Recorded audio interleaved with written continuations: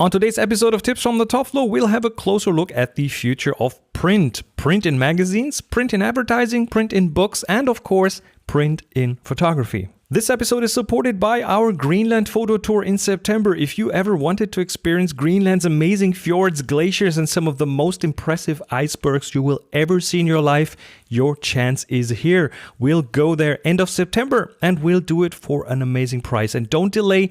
Time is of the essence. Not only are the spots on the tour going fast, also the spots on the flights that take you to Greenland are quite limited. So be quick.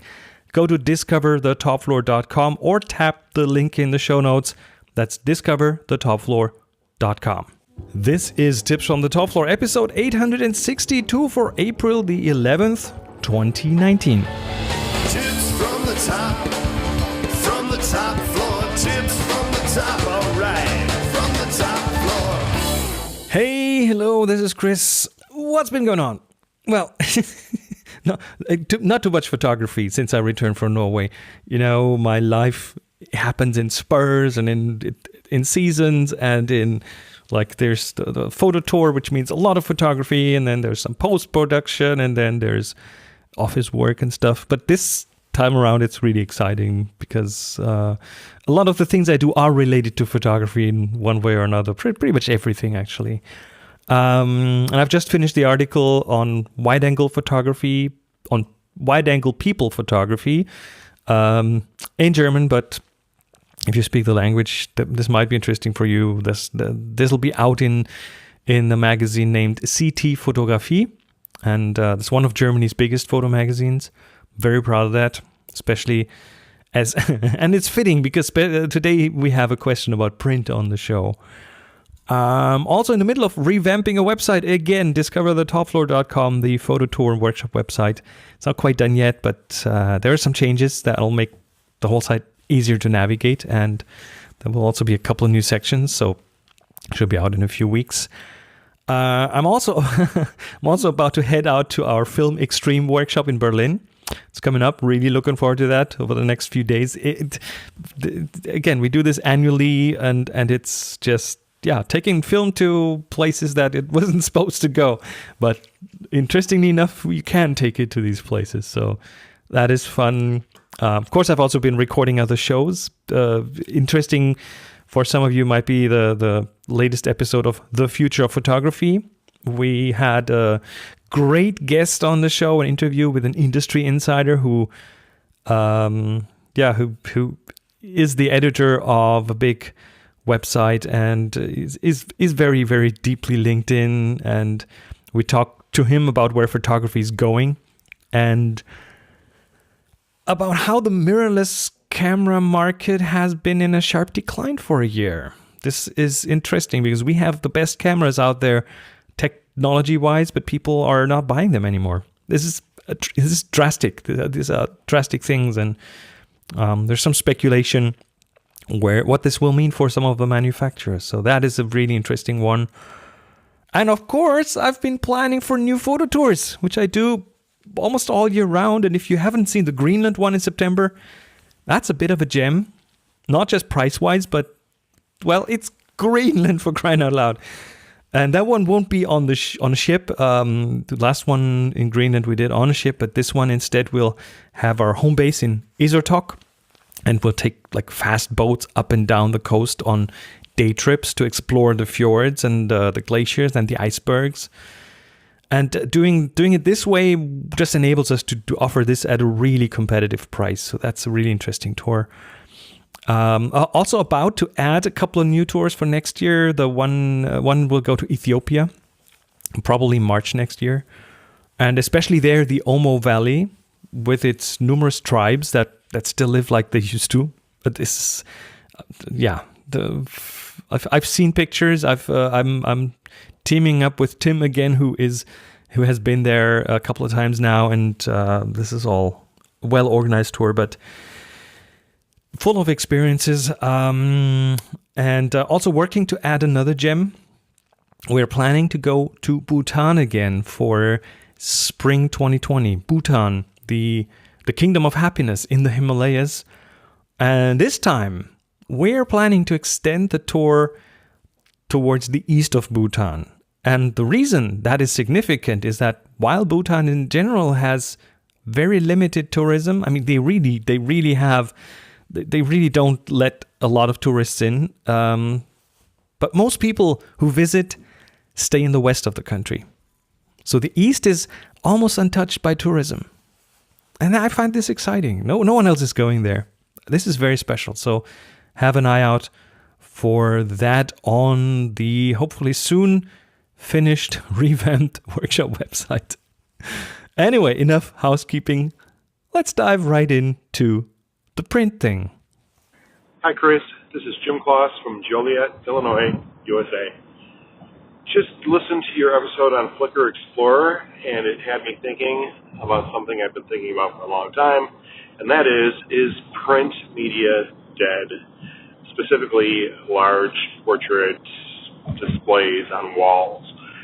More and more, the work I do revolves around the delivery of digital files that typically are used to, bolster somebody's digital portfolio or social media. And people seem to be more content to print their photos when they do at their local pharmacy. So I personally think there's value in having your art hanging on a wall. And I've always felt that. And I've always felt the larger the better. But it seems to be going in the opposite direction, not recently, for a very long time. So I'd like to hear your thoughts. Am I wrong? Am I onto something? Is this just the new world we have to live in? All right, thanks. Bye. Thanks, Jim. Is print dead? It's a very big question. I'm not sure I have a good answer, but I certainly have some thoughts on that. Let's look at a few areas of print first, because I think we cannot just look at print in general. There's print in magazines. There's print in advertising. Of course, there's print in books and print in photography in general. And people still read magazines. Let's start with magazines. People still read magazines. Just looked at some numbers. I think in the United States, there's still like over 3/4 of the U.S. adults still read print magazines. But there is a decline there. There's clearly a decline, so those numbers are shrinking. And publishers are in the process of kind of reevaluating the role that print will play for them. But then Apple has just announced Apple News Plus, which is like a continuation of their news service and their newsstand and magazine stand. And that thing will include, or does, I haven't looked at it because I don't think we have it here in Germany. But that thing includes like hundreds of magazines and newspapers in a digital form for $10 a month, I believe. Correct me if I'm wrong. Which means that if you look at that at the individual magazines and their earnings, that will just earn them a fraction of what they used to earn per sold issue. At the newsstand, yeah, they are clearly more expensive. But of course, why do they do it? Why do they join something like Apple News Plus? Because the industry can dangle some really big reader numbers in front of them, simply by just the amount of devices that are out there. And then magazine publishers, in turn, are, of course, hoping to make it up in volume. They might only make a fraction per user, but they get to sell to millions of readers instead of, I don't know, tens of thousands. So the market is changing. That's also true in advertising. You've mentioned wall displays. I think you were probably more looking at galleries, but of course, I mean, there's print everywhere around us. Print is still a big factor in displays on the walls. There's still a ton of print billboards and displays on street level, on cars, on almost any surface you can think about. But even there, we see more and more screens, right? Those who rent out those screens and billboards, they must have some business case for making that a viable thing, right? And of course, I mean, digital or screens in that context give you different options. Replacing print with an expensive display apparently has its advantages. You won't need people to climb up there and glue the new printed campaign to the billboard. Instead, you can like instantly swap it out anytime. You can use moving images. That's a new thing. You can, in the end, probably come up with entirely new business models based on that thing being a screen. So, yeah, there is probably a business case there. But if you look closely in the magazine space, print is also seeing a resurgence of some kind, especially in times where like print is seen by many businesses as the less competitive space compared to online. There are even big publishers, big name brand publishers who have started new print projects in the last few years. So there is a movement that it goes in both ways. It goes both directions. Let's have a look at books. When ebooks first came out, I remember everyone was afraid that they would kill the paper book market like in no time. And if you look at that hasn't happened. There might have been consolidation, yes, but I've had my hands in the creation of 5 books. 7 if you include some of the translations. I've written or co-written 2 of those books. And I've helped with translations too. And those 2 books in German and in English are both available in print and in digital form.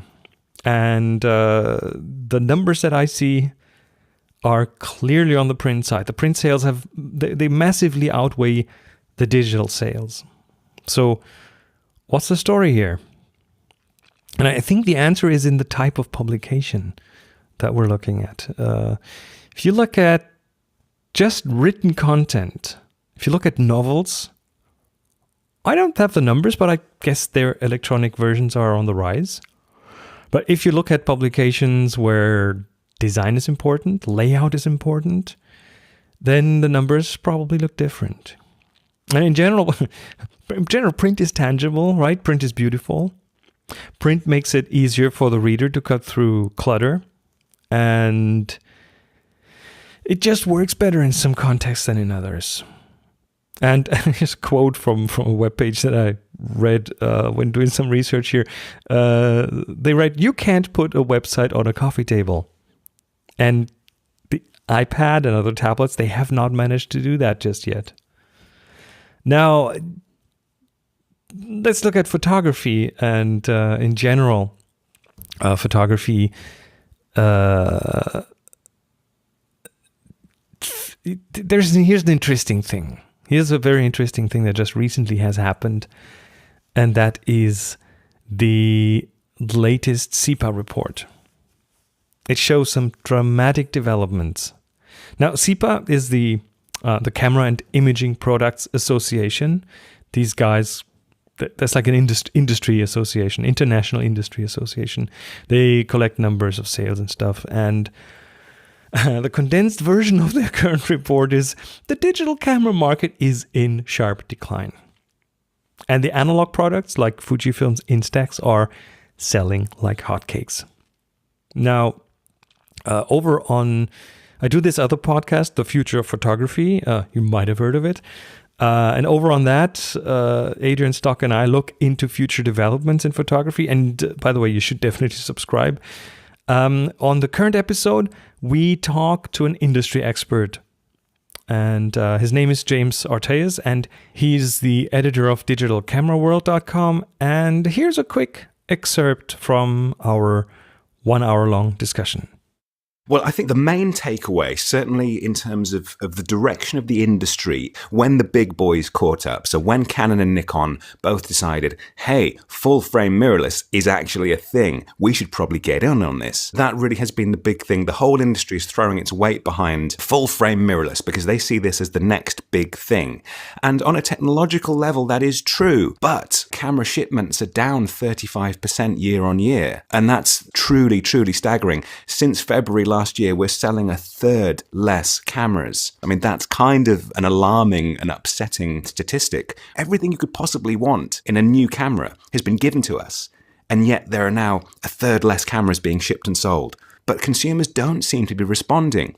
And it's difficult to know exactly whether that's because consumers are more interested in what their phones can do rather than paying $3 or $4 for a new camera, or if it's just because we've just reached a plateau of what people are interested in. Because really, what's selling the most out there is physical, instant cameras. Instant cameras are enormous. Canon have just revealed their first wave of instant cameras. At Photokina, I have vivid memories of Fujifilm announcing a partnership with Taylor Swift for their Instax cameras. They'd announced this big global partnership. They were going to partner with Taylor Swift on her world tour and going to sell these Instax cameras. And I remember at the time, I chuckled and I said, this is crazy. What are they thinking? They're pairing up with Taylor Swift to release instant cameras. This is madness. And then fast forward to January, February, and it turns out Fujifilm have sold nearly 1 million Instax cameras every month. Okay. This is interesting numbers, right? And by the way, you can hear the total conversation we had with him over on the Future Photography podcast. Link is in the show notes. Let me restate what he just said there and what the CIPA report says. Since February 2018, system camera sales have gone down 35% across the industry. That's a crazy slope. And at the same time, Fuji's Instax is selling almost 1 million analog cameras per month, that is. Let that sink in. I mean, if that trend continues, there will be casualties. I think that's almost a given. I don't believe that all digital camera manufacturers will survive that. So why is the market developing like this? Now, this is, I believe, at least partially within the discussion of print versus digital, right? And while there's a lot of speculation why the market is changing the way it is, and while there are probably a lot of different factors at play, I believe that one of them is the perceived value that people see in something that they can hold in their hands, as opposed to something that's much more interchangeable. So, Jim, while I think digital isn't going anywhere, I believe the cards are being shuffled right now. And print has a very good shot at staying relevant or even at gaining additional relevance. And while things might be different in the various areas of print, just in general, overall, people want something tangible. I think that's very clear. People want something that's fun and unique. And I love the smile on people's faces when I give them a one-of-a-kind physical photo. That's the photo that they will put on their fridge and not one of the thousands of digital photos that live in the cloud.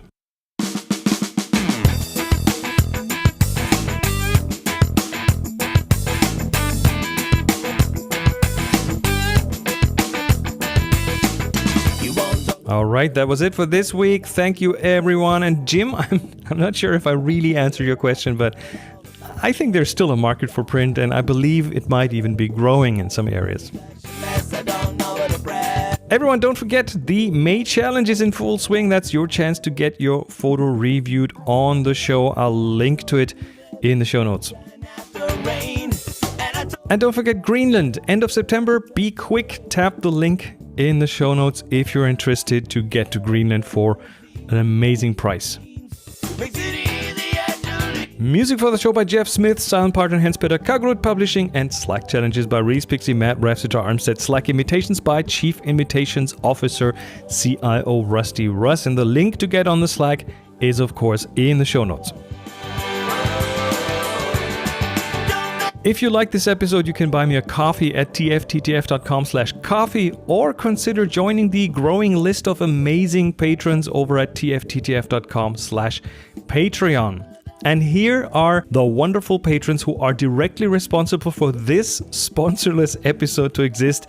If it wasn't for you guys, I couldn't have justified to take the time out of my schedule. So in order of the tiers, patrons with higher pledges get named first. My thanks go to Jeremy Kerwin, Jeffrey Block, Ken Davidson, Roger Nadel, Daniel Hertig, Alin, Simeon Nuyu, Marco Binder, Doug Gabbard, Peter Morrow, Alex Crozo, Tom Stewart, Matt Armstead, Stu Silberman, Aaron Pinasov, Francesco Gaglioni, Holger Krupp, Woody, Trevor Palmer, Ryan Gidio, Thomas Nielsen, Dave Smith, David Recht, John Donahue, Ken Berrien, Steven Sandler, Jasmine MR, Alan Bruce Horn, Andrew B., Rob Duber, Chandra, Anthony, Tim Caldwell, Peter M. Spradling, James Trimble, Michael Grunert, Scott, Bartek Bosky, Chad Lake Cluck, Robert Goshko, Sina Farhat, Kyle Nishioka, and Josh Hopko. Thank you all so much. And if you want to hear your name here on the show, consider joining this illustrious group of awesome people at tfttf.com/Patreon. Thank you. My name is Chris Marquardt. You'll find me on social media at Chris MarQuardt. Go out and take amazing photos. Share them with the world. Be nice to each other. And happy shooting.